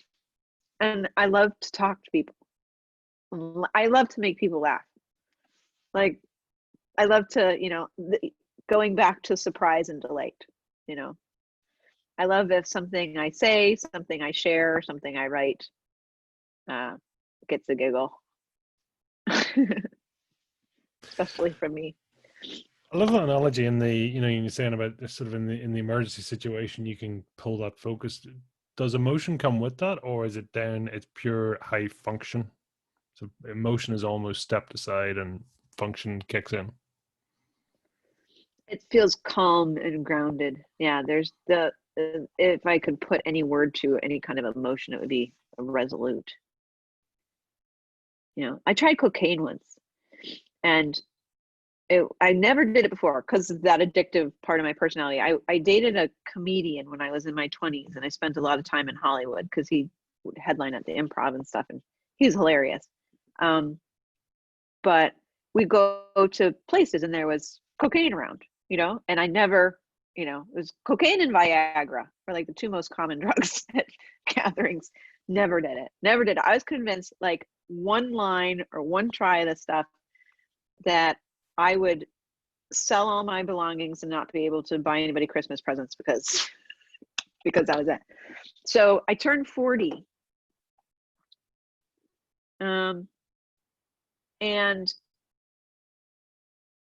And we was with a couple of friends who had some, and I'm like, yeah, well, you know, I've got grown kids, I'm 40, what the heck? You know, this is when I started re-experimenting with psychedelics too. And, or, you know, like later on, I read How to Change Your Mind. I'm like, yeah, I tried that when I was in college. What would it be like as an adult, you know? So anyway, so I had to wait till 40 to go through an experimental stage. So here we are. He teaches me how to do a line, and I do a line. And then immediately they're like, you know, they're chattier and whatever. And I'm like,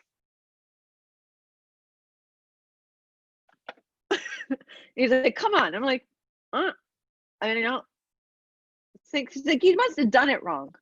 And I'm like, what do we do? And he's like, go like this. And I'm like, that's fantastic. So he's like, okay, do another one. So they all do another one. So we all do another one. And I'm like, and now their jaws are doing this. And like, I'm like, and then they do another one, and I do nothing. If anything, it made me go, like, I can't even say it, like, calmed me down or if anything. Like, I got mellower. I felt more normal. I felt like I was in an emergency room. Like, I had that same kind of just chill feeling. And a cousin of mine kind of self-diagnosed him or diagnosed himself. Same thing happened. It was like the opposite of everybody else. That, everybody else who was around. So all that time, I'm petrified, and it was just like nothing. Because you can't unknow what you know, right? What do you mean, like in this situation? Well, you try a line of cocaine or whatever, and you see potentially it opens up a section in the brain. And I'm just wondering if that's where kind of we talked about addiction. You just need a glimpse, and earlier you mentioned like a near-death experience, and I'm sure you've read the book Dying to Be Me, Anita Moorjani. Talk about it all the time. It's that sort of moment of, you can't unsee it, you can't unknow it, you can't do that. Yeah.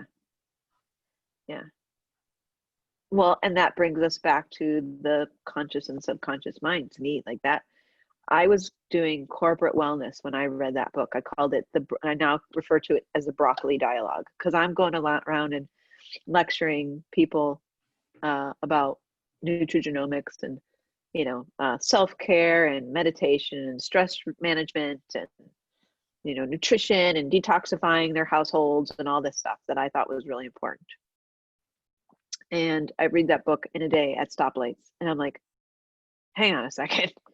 This woman, they're about to discontinue life support. She's riddled with tumors, and she sees something profound, and her cancer goes away. She didn't change her diet. She didn't start getting more sleep. She actually stopped meditating so much and stopped worrying about her diet so much. And what is that? And if she's capable, and then I went down a rabbit hole of researching near-death experiences, lots and lots and lots more. There's fascinating accounts of people seeing something profound or surrendering, or I'm just going to not go through chemo and, through more chemo and just enjoy the rest of my life, and their cancer goes away. Like so many. And those are looked at like the anomalies, but that should be, to me, how do we all do that? I mean, that's kind of, I think, what happened to me, gap collapse. You don't have to be afraid. As Anita said, fear was the disease, cancer was the symptom. And most of what I see we're afraid of is a feeling. We're afraid to feel fear. We're afraid to feel disappointment. We're afraid to feel that somebody doesn't like that. We're afraid of feeling more than anything. It is sort of almost, as you say, the disease is symptom, but before that you have the cause. That cause, disease, and then symptom. That's the gap comes in as almost like the cause. That's why the dis-ease comes into play, right? Yeah. Yeah, and a lot of what I found for myself, and for you can have freedom with, you can have dementia and be depressed and have chronic fatigue and all these other issues, or chronic pain, or whatever your particular issue is. And what makes it worse is I have to get rid of this so that I can get back to this standard that everybody told me I have to live up to. So you resist it, you fight against it. But when you go, oh, all right, I'm just depressed, I'm just tired, I can't remember anything. Oh well. And you find freedom with it, even though the symptoms don't go away, or the particular, the disease doesn't go away, but the dis-ease about it does, and that is kind of what I found is the foundation for somebody getting better. Do you think people get you? Yes. I don't think everybody. I think I am a bit of a wild card. But the people who I surround myself with do, and that's really all that matters. Mm. What about you? Do you get me, Pete? Is it Pete or Peter? Pete. Do I get you? I get part of you. Listen, it's one conversation too, right? Yeah. But it's like anything, you can see different things in different layers, but you get the conscious at play, the unconscious at play, external factors at play. So, we could have the same conversation in a week's time or the same slot in a week's time, and the conversation would be completely different. Yeah. Do you think, do you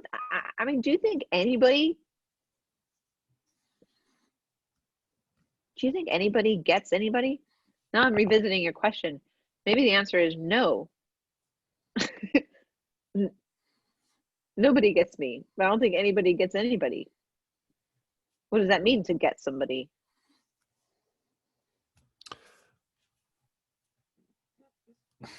I mean, on different levels. I mean, on a sort of a conscious level, it's, you get somebody a bottle of Prosecco, and there you go. That you got me. It's like, it's like Gotcha. Yeah, and there's just different things. But then other times you're going, how could you get it so wrong? It's like, but I suppose it depends also in where you're at as well, in terms of your own self-love, self-hate, whatever. Yeah. Yeah. No, and listen, but the thing is as well, I suppose, because ego comes into play as well. Because sometimes we don't want to be got, and it's like, kind of, if you get me, it's like, okay, right, we need to mix this up a bit then, because I don't like to be got. Yeah, but then there's the effort back. There's the gap in the what it takes to maintain it. Why would you want to be different? That sucks. Been there. Explain The Naked Lady to me, the title. Well, it's a play with semantics. Nude is to be without clothing. Naked means to be vulnerable, like Shakespeare, naked to mine enemies. And it's about, talking about the stuff that we're afraid to talk about because we're afraid of what someone might think about us. But that's the juiciest stuff that we have to share. Like one of the articles, so the blogs in there, like one of them is about finding God. It's called Finding God at the Gas Station. And it's a totally laid out bare exposure and argument with my ego. I moved 2 years, when like the last time we moved was 2 summers ago. And I used to smoke, and I quit smoking when my daughter Sophia came into my room. I can't remember how old she was. She was a little kid. She started poking my boobs. She's going, "Mommy, your boobies look like pickles." Like in a shirt. And I'm like, that's it. Like I had thought about, made, and canceled. Like my boobs used to be really big, and then I breastfed 3 kids, and they looked like a tennis ball at the bottom of an athletic sock. That just happens. And it was like, it wasn't a big deal, then it was a big deal, and then it wasn't, and then it was, and then, and I made a couple appointments for a consultation to have them just put them back where they used to be. And then I canceled. How could I do that? There's people starving, how vain, and what I could do with that money to help somebody else. And then it'd be really bothering. And then So I had this back and forth, but this kid came into my room and did that. Mommy, your boobies. I'm like, that is it. So I had to quit smoking. You know, actually, I just did the vape. I can't remember. Yeah, but I mean, I was never a heavy smoker, but like I drink and like we can't do that, right? Before and after surgery, especially when you're trying to heal. So I quit and didn't smoke again for many years until we moved again 2 summers ago. And a friend was helping me move in, and she's taking a break, and she hands me a cigarette, and I'm like, yeah, I'll have one. Then another friend comes over to the new house, she's smoking, and I have another one. You know, this is fun. And then I find myself buying my own pack. Now I don't have to buy them from far, wait till my friends come around, right? So here I find myself doing the occasional thing anymore, and so ashamed, because here I am, you know, I'm supposed to be this whatever I am, coach or nurse or, you know, healthy person. Here I am, this closet smoker again. So the article is about my going to the gas station, and the guy at the gas station asked me if I, you know, what do I do? And say I'm a nurse and I'm coach while I'm there buying cigarettes, right? And so it's totally, in my mind, a juxtaposition between here I am to buy cigarettes and what I do for a living. And he said, do you meditate? And I'm like, well, I used to, and I kind of dabble in it, but I kind of, geez, that was bullshit was coming out of my mouth. Like, I try to teach people how to live in a state of meditation. And I swear, if I was doing mushrooms, the box of cigarettes on the counter would be like, the lid would have come off and just start going, like, just like the battle in my head and the voices in my head that were beating the crap out of me. You hypocrite. How can you da da da da da? So the article is all about that, and kind of exposing myself. You know, that's what the Naked Lady is about. And this is just one article, but exposing myself, because I'm sure I'm not the other one I'm the only one who feels like a big fat imposter all the time, you know? And does what I do have impact for people? Yes, I can definitely say it does. But that doesn't matter. I still feel like a big faker all the time, you know? But the way around that, I think, is just to be a faker. Like, just to be. And if people peel off, they peel off. But you know what? A lot of people hear that honesty and that connect with that. Oh, me too. Professional faker.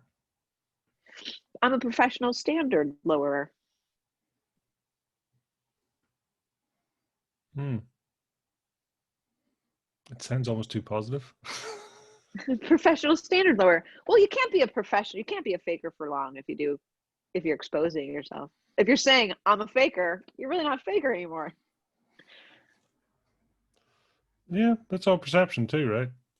Yeah. It's like the Truman Show. I thought that was quite good. You know, it's like you're saying, when you're walking and stuff's moving, it's like, if I wasn't here, would this still be moving? Huh. There you go. Yeah. What are you really proud of?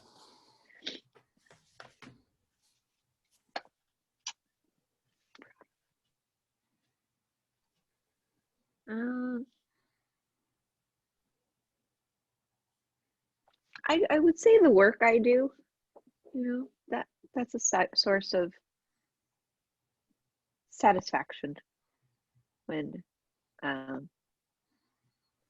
you know, you've met my friend Antra, and she calls it truth bomb slinging, you know, slinging a truth bomb and waking somebody up to their own gap, having that kind of ability to see it in other people and to show it, hold up a mirror gently, you know. So I really get a lot of satisfaction out of the work I do, my kids. I don't know, I'm kind of I go back and forth between proud of the kind of parent I am. I don't know if pride is the right word. Maybe it is. And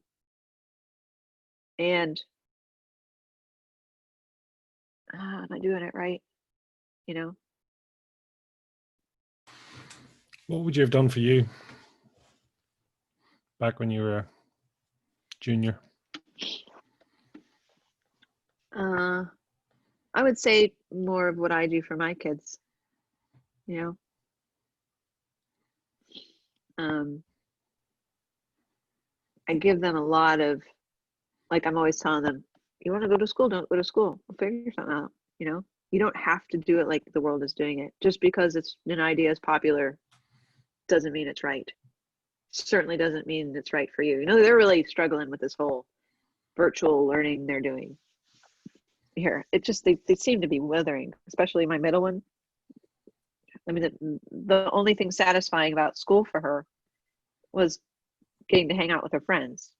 So now it's none of the stuff that she liked and all of the stuff that she doesn't like, focused and concentrated. And I keep telling her, I'll do high school at my house. I said, for you, but I know you're social. Give me the email addresses of all the parents whose kids, you know, all the kids that you would like to have high school with. I can teach biology. I can teach science. I can teach history. I wouldn't even put you through me teaching math. So we'll hire a tutor for that. But I'm like, I'll do school here, have high school at my house. The door is open. So I give them those opportunities to at least question, you know, the question the way that everybody else is doing it. Because I think as a kid, if that was done for me, I would, there's a lot of things there's a lot of things I would have done differently. I think I would have stressed myself out so much about being what everybody expected me to be.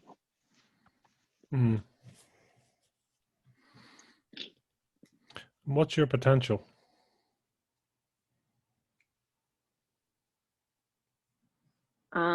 You're looking at it.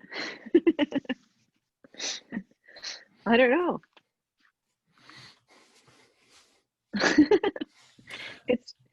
I don't really, you know, every time I get caught up in thinking about what my potential is, it makes me feel bad about myself. Why? Because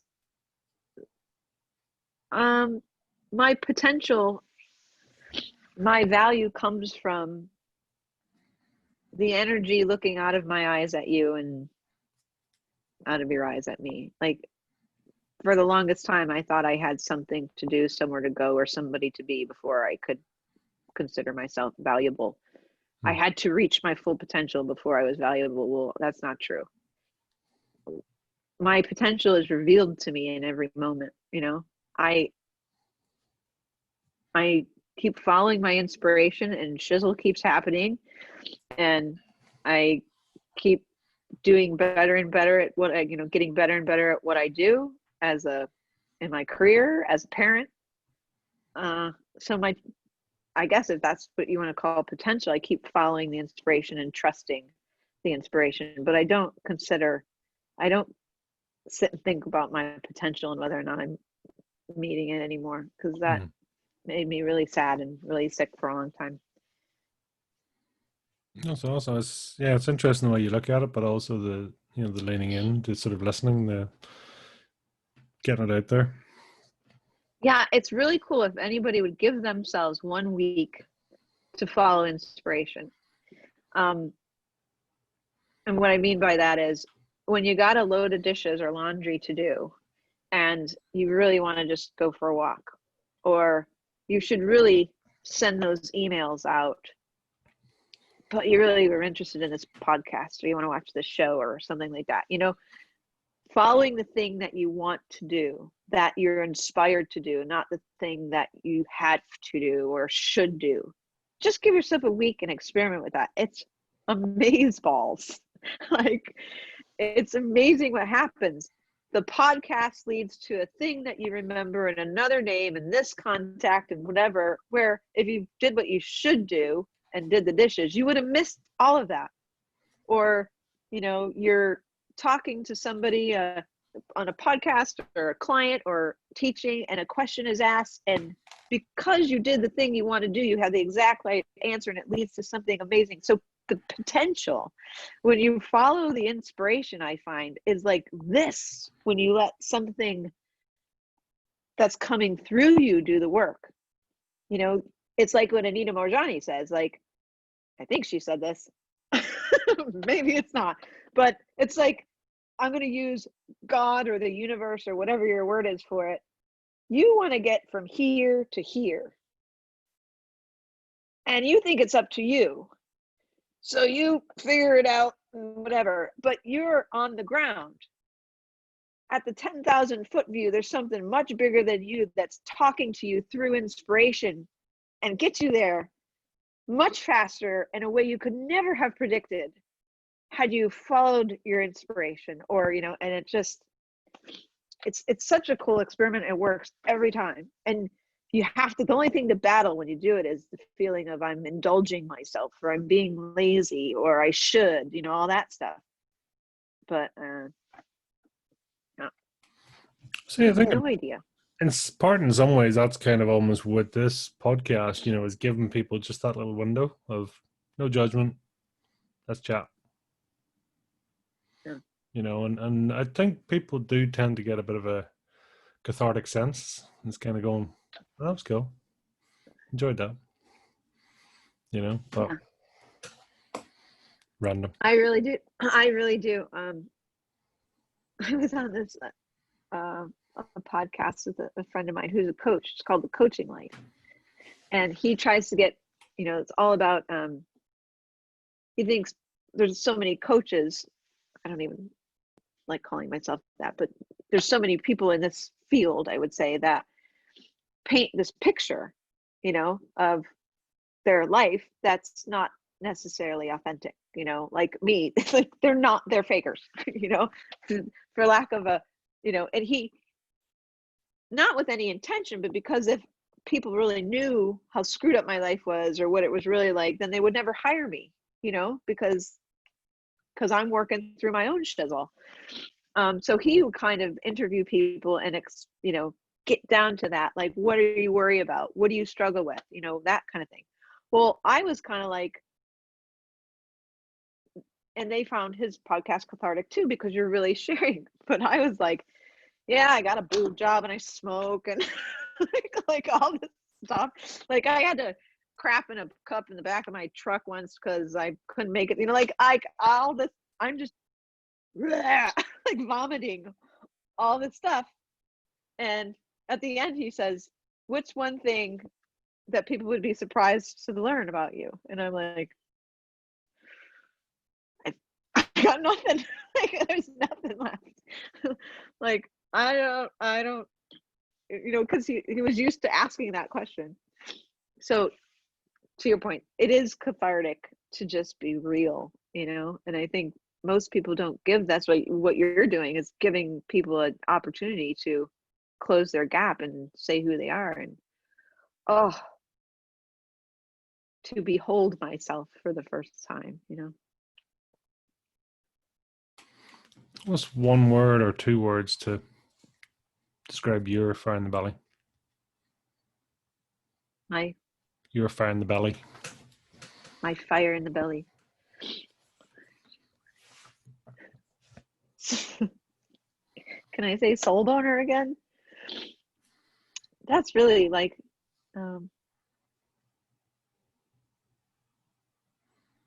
it's those moments when I walk my dog, that instant gratitude and awe of like sudden appreciation for the miracle that we're even here, you know, coming from that place where you said one or two words, yeah, summed up in soul boner. Like when I was going to say, can you not count? But you corrected yourself, so that's cool. Stop. Yeah. Where can people hunt you down, track you down, stalk you, follow you? KarenDiMarco.com. DiMarco with an I. Facebook. Yeah, I think that's pretty much, that's enough, man. Instagram, all that stuff, I don't even do it. I had somebody doing it for me, and then I was like, yeah, don't worry about it. It's too much to think about. Enough's enough. Cool. Anything else you'd like to say? I think I've said enough. You've certainly dragged it out of me. I need a nap. My jaw is tired. Oh, it's been a pleasure and great fun. It was different, thankfully. All good. So thank you. But is it okay that it was different? That's what it's all about. All right. Well, I really appreciate it. Appreciate your time. This was fun. Thank you.